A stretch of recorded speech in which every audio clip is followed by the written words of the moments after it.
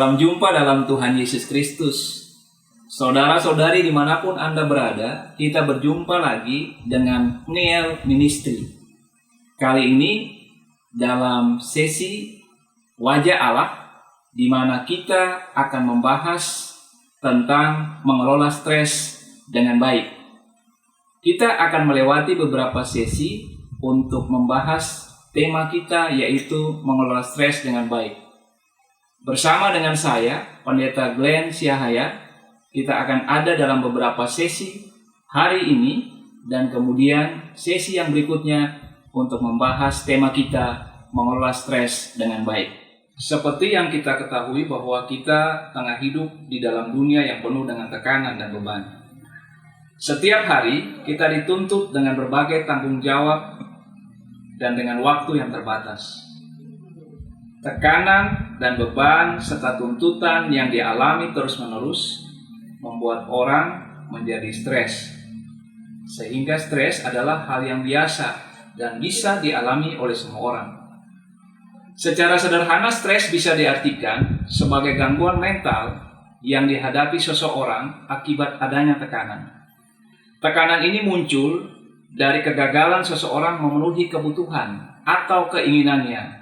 Dan tekanan ini bisa datang dari dalam diri atau dari luar diri. Saat ini kita akan belajar melihat kehidupan Tuhan Yesus untuk kemudian bagaimana kita mengelola stres yang kita alami dengan baik. Memang dalam kehidupan ini ada stres yang positif yang mendorong orang untuk mencapai hasil yang lebih baik. Tetapi yang kita bicarakan di sini adalah mengelola jenis stres yang negatif. Kehidupan Tuhan Yesus yang begitu sibuk, yang begitu penuh dengan tekanan, seringkali membawa Tuhan Yesus ada dalam tekanan-tekanan. Tetapi yang kita lihat adalah bagaimana Tuhan Yesus tetap menjadi pribadi yang penuh dengan sukacita dan mampu mengelola segala keadaan yang menekan dia dengan baik. Ada beberapa cara yang kita bisa pelajari untuk kemudian mengelola stres dengan baik. Cara yang pertama adalah kenali siapa diri Anda. Seorang bijak dia pernah mengatakan begini, untuk berbuat baik di dunia, pertama-tama kamu harus mengenali siapa kamu dan apa yang memberi makna dalam kehidupanmu.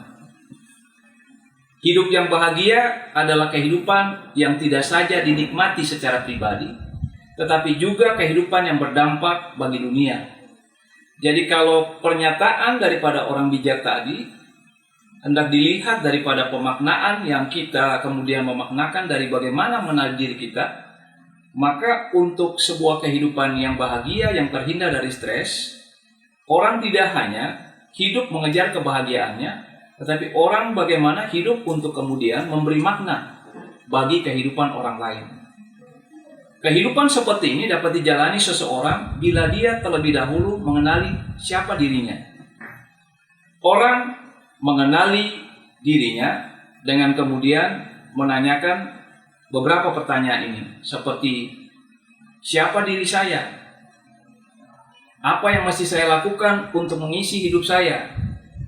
Dan apa yang mesti saya capai dalam kehidupan ini? Saudara-saudara, ketika berbicara tentang mengenali siapa Anda atau siapa diri kita sebagai sebuah cara untuk menanggulangi stres, maka itu dilakukan dengan mengenali siapa Anda seperti dalam pertanyaan-pertanyaan tadi. Ini penting sebab ketika Anda tidak mengenal siapa Anda, orang lain bisa menyatakan siapa Anda menurut mereka. Dan keadaan ini bisa memaksa Anda untuk hidup bukan sebagai diri Anda sebenarnya, tetapi Anda hidup hanya untuk memenuhi harapan-harapan orang lain atau hidup berdasarkan standar-standar tertentu yang ditetapkan oleh orang lain.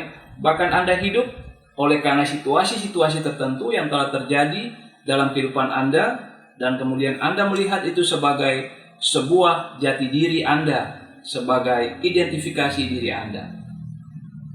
Siapa diri saya?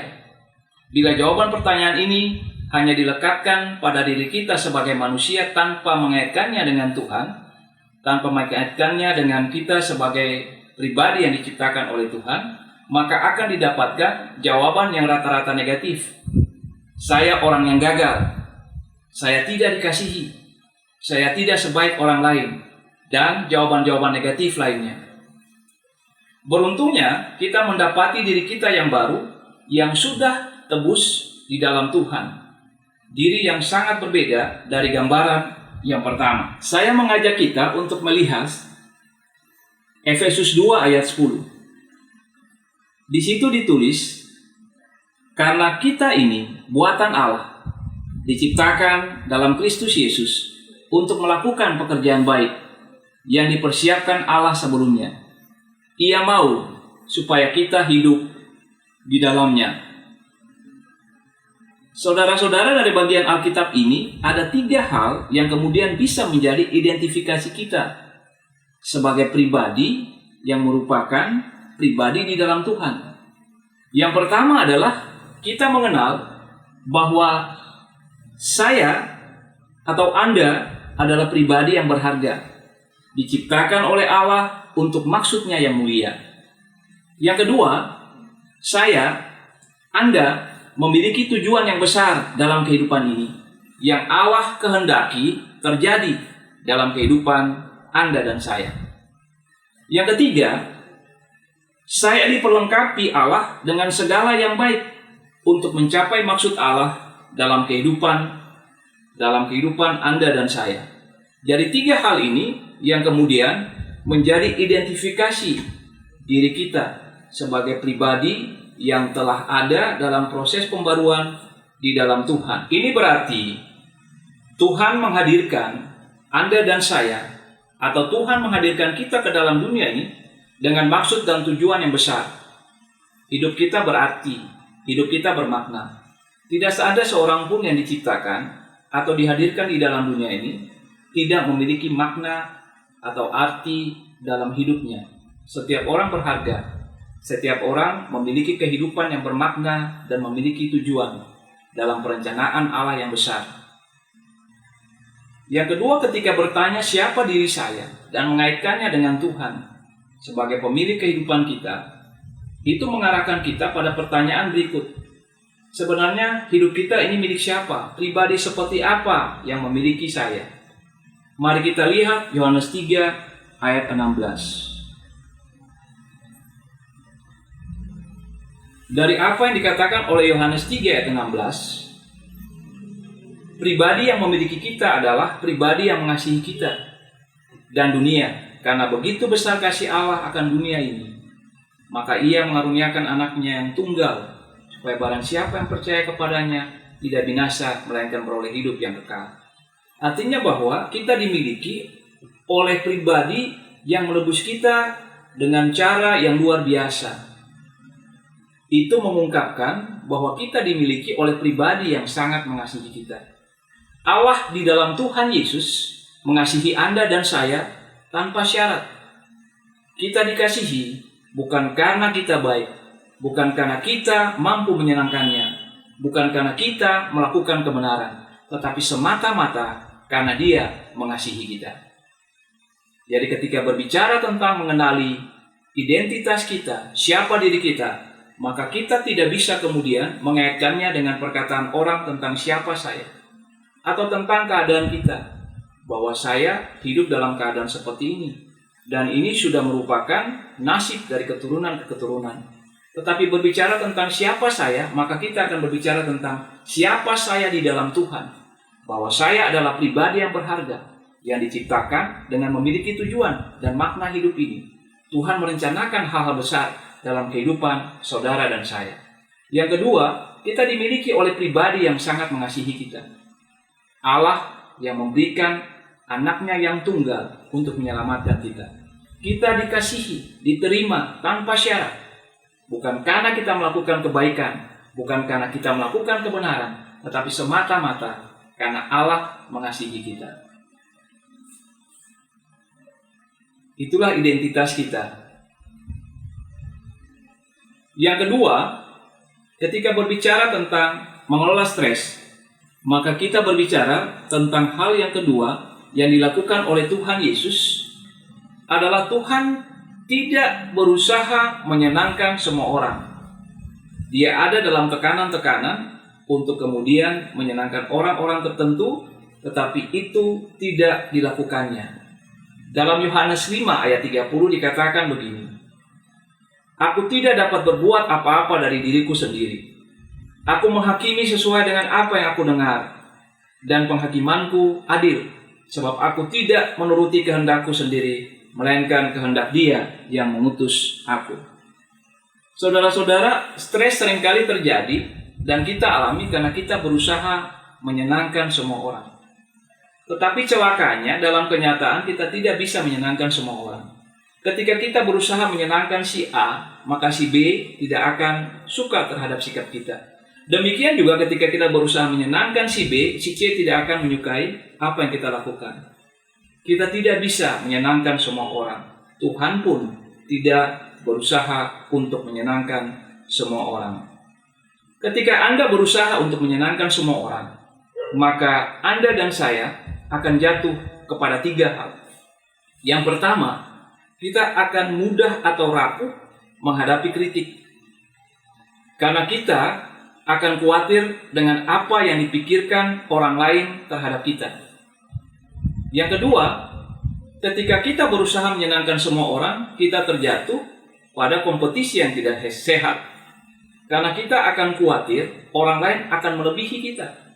Padahal seperti yang kita ketahui, kita tidak bisa menjadi orang yang terbaik di semua bidang. Ada orang tertentu yang lebih baik dari kita. Ketika kita terjebak untuk menyenangkan semua orang, terkadang kita terjebak dalam kompetisi yang tidak sehat karena kita khawatir orang lain lebih baik daripada kita. Yang ketiga, kita terjebak di dalam konflik. Ketika kita berusaha untuk menyenangkan semua orang, kita akan kemudian berada dalam situasi di mana kita bisa merasa terancam dengan orang lain yang tidak sependapat dengan kita. Bagaimana cara untuk menangani stres dengan tidak berusaha menyenangkan semua orang? Alkitab mengatakan dalam Matius 6 ayat 33, "Tetapi carilah dahulu kerajaan Allah dan kebenarannya, maka segala sesuatu akan ditambahkannya kepadamu." Jadi kita harus memilih untuk kemudian menyenangkan Allah dan bukan menyenangkan manusia.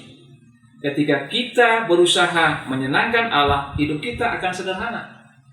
Sebab kita tahu bahwa yang kita senangkan hanya Allah, tidak rumit.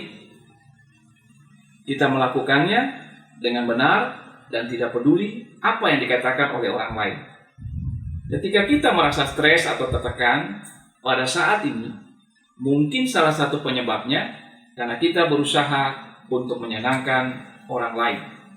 Kita memilih untuk membiarkan orang lain menekan kita atau membuat kita tertekan.